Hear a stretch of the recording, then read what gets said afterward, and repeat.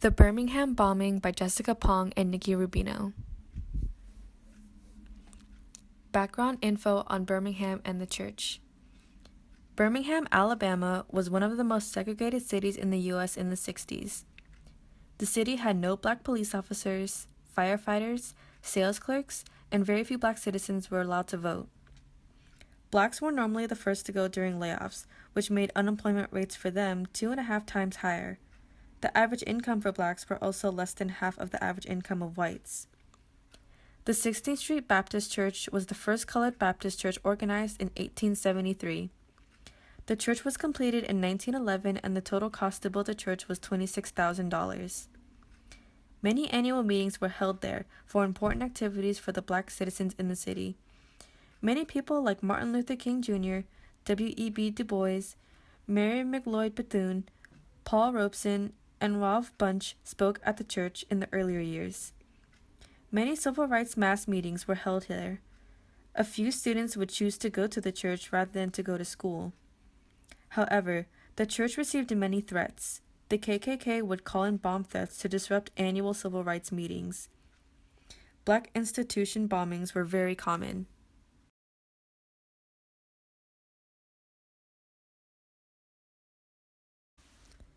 What happened? On September 15, 1963, at 10:22 a.m., a dynamite bomb blew up in the front steps of the church. Many church members were inside to attend a Sunday school class. Many parts of the interior walls were caved in and almost all the windows had been shattered. A survivor says they saw the kids' bodies propel up into the air. The size of a hole the explosion blew into the rear wall was around 7 feet in diameter. It also created a 5-foot-wide crater in the ladies' basement. 4 young girls were inside of the church and were killed from the blast. Addie Mae Collins, who was 14 years old, Carol Denise McNair, who was also 14 years old, Cynthia Wesley, who was 14 years old, and Carol Denise McNair, who was 11 years old, were all pronounced dead at the Hillman Emergency Clinic. Over 20 people were injured from the explosion. Addie Mae Collins' younger sister, Sarah Collins, who was 12 years old, had around 21 pieces of glass stuck in her face, causing her to go blind in her right eye. After this, around 2,000 black people came hysterical and desperately looking to find loved ones. The KKK members who started the bombings were Thomas Edwin Blankton, Jr., Herman Cash, Robert Chambliss, and Robert Cherry.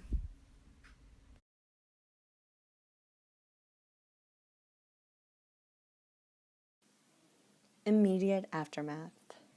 The day after the bombing on September 16, 1963, President John F. Kennedy responds, "If these cruel and tragic events can only awaken that city and state, if they can only awaken this entire nation to a realization of the folly of racial injustice and hatred and violence, then it is not too late for all concerned to unite in steps toward peaceful progress before more lives are lost." The death of the 4 young girls was a major realization of racial prejudice and discrimination. Funerals were held for the 4 victims, but one family chose to keep their ceremony private. Martin Luther King Jr. attended and gave condolences to the victims' families. He mentions how there is social injustice taking place in the world and that the government is responsible for a majority of it. He states, "The blood of 4 little children are on your hands. Your irresponsible and misguided actions have created in Birmingham, Alabama, the atmosphere that has induced continued violence and now murder."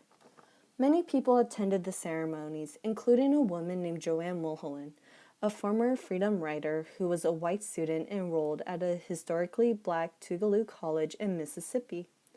She and a VW busload of her classmates come to Birmingham to bear witness to try to understand.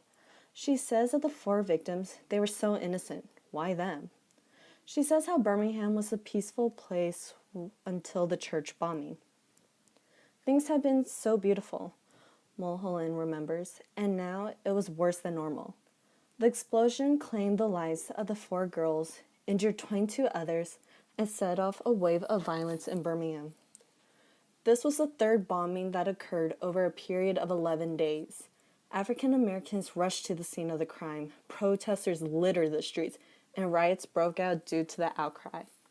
Two black boys were even shot to death, and Governor George Wallace readied the Alabama National Guard.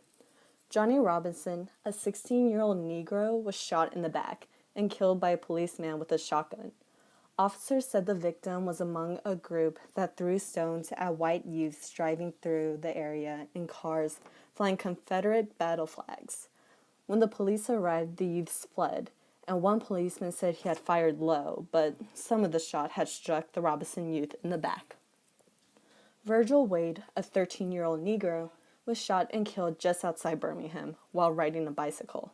The Jefferson County Sheriff's Office said there apparently was no reason at all for the killing, but indicated that it was related to the general racial disorders. Another Negro youth and a white youth were shot but not seriously wounded in separate incidents. 4 whites, including a honeymooning couple from Chicago, were injured by stones while driving through the neighborhood of the bombing. Once the violence had settled, Joanne Mullen stopped at the ruined 16th Street Church, picking up shards of stained glass. She donated and kept some for teaching tools. The KKK members had gone away with it, or so they thought. Modern results. Following a tainted investigation by the FBI, Robert Chambliss, an active member of the KKK, was arrested and charged with murder and the possession of dynamite without a permit. 2 additional conspirators, Thomas Blanton and Robert Cherry, have been tried and convicted for their roles in the church bombing.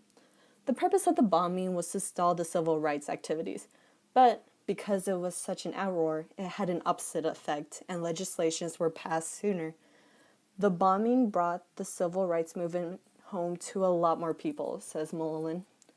More than $300,000 were contributed for the restoration of the damaged church. It was reopened for services Sunday, June 7, 1964. A special memorial gift, a large stained glass window of the image of a black crucified Christ, was given by the people of Wales, designed by John Petts.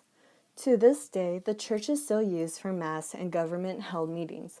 It is a historic landmark that many people across the world come to remember, the major event of racial discrimination and the legislations that were passed in response.